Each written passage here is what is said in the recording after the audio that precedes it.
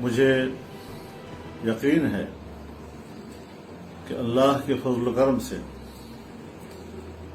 پورے ملک سے عوام، تمام سیاسی جماعتوں کے کارکن اور بالخصوص جمعیت علماء اسلام کے قافلے اسلام آباد کی طرف روانگی کے لیے تیار ہوں گے۔ میں اس پیغام کے ذریعے سے ایک بار پھر آپ سے اپیل کرتا ہوں کہ کسی بھی قیمت پر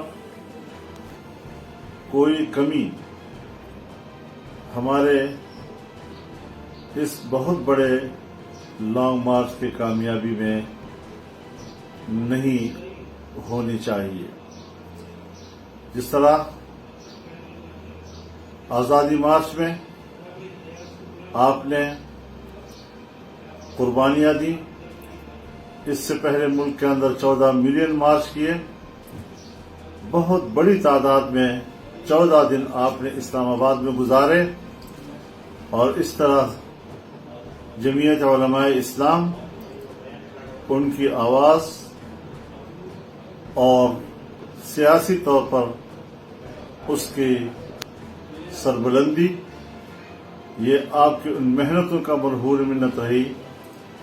ابھی چند روز پہلے جب ریاستی دہشت گردی کی گئی پارلیمنٹ کے لاجز میں، اور ہمارے پارلیمنٹ کے ممبران، ان کے مہمانوں اور جمعیت علماء اسلام کے کارکنوں پر تشدد کیا گیا، انہیں گھسیٹا گیا اور گرفتار کر کے لے گئے، تو میں نے آپ سے درخواست کی کہ آپ سڑکوں پہ نکل آئے۔